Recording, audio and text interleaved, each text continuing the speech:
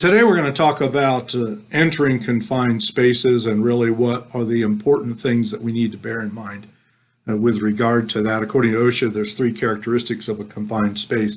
That is that it's big enough for a person to fit his or her entire body. Then secondly, it's restrictive for the individual when they are entering or exiting.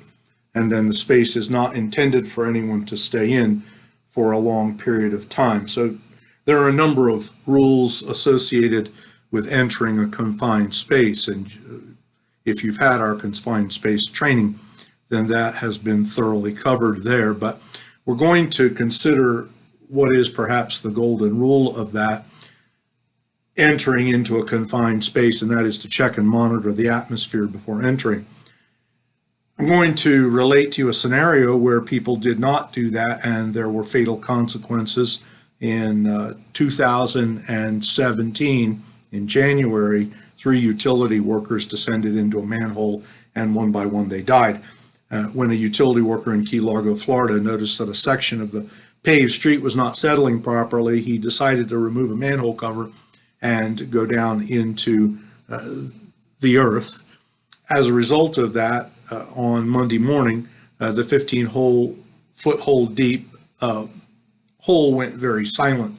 So sensing the man was trapped, a fellow utility worker climbed into the drainage hole to rescue him. Then he too stopped responding, and then a third worker entered the same hole. Now all 3 men died.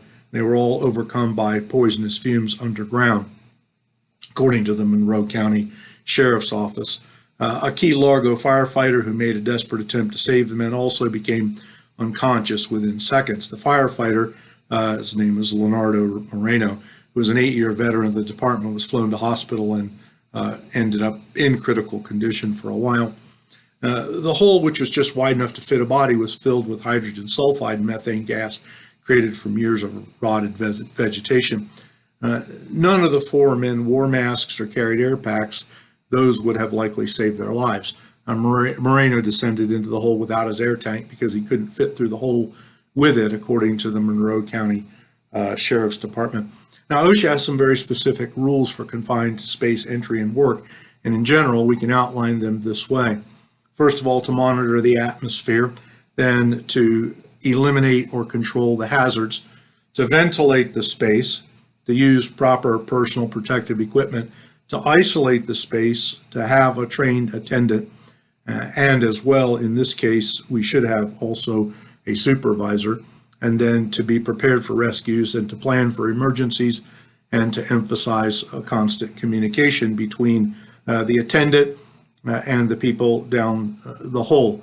So it's critical that we follow all of these procedures that are put in place to ensure each of us goes home after the work's completed. It's easy to get caught up in the moment and to try to help out and become a victim ourselves. So we want to keep this in mind, especially because there are times when we do encounter in confined space situations.